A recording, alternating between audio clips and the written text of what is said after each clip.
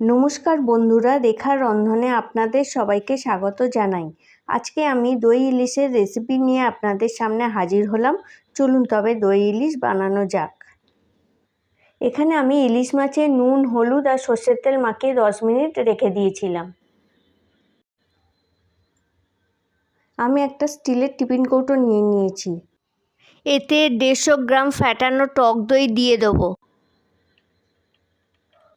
1 চামচ কালো সর্ষে, 1 চামচ পোস্ত আর 2 চামচ সাদা সর্ষে, 2টো কাঁচা লঙ্কা দিয়ে আমি একটা পেস্ট বানিয়ে নিয়েছি।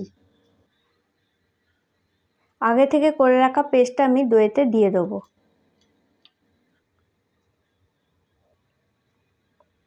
এবার এতে একে একে দিয়ে দেবো পরিমাণ মতো নুন, 1 চিমটে হলুদ গুঁড়ো আর 2 চামচ সর্ষের তেল। এবার ভালো করে সব কিছু মিশিয়ে নেব।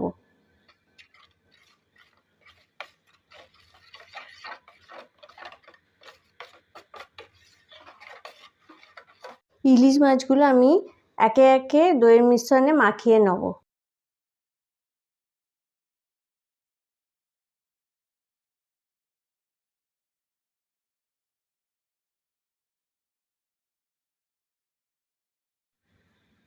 এবার আমি উপর থেকে দিয়ে দেবো 1 চামচ সর্ষের তেল।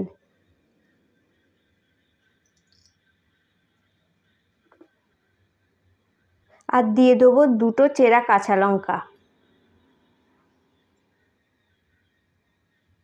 এবার টিফিন কৌটোর ঢাকাটা বন্ধ করে দেবো। কড়াই পরিমাণ মতো জল দিয়ে আমি একটা স্ট্যান্ড বসিয়ে দিয়েছি।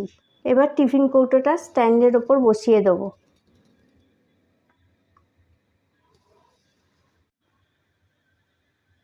কড়াটা ঢাকা দিয়ে আমি লো ফ্লেমে 25 মিনিটের জন্য দই ইলিশটা হতে দেবো।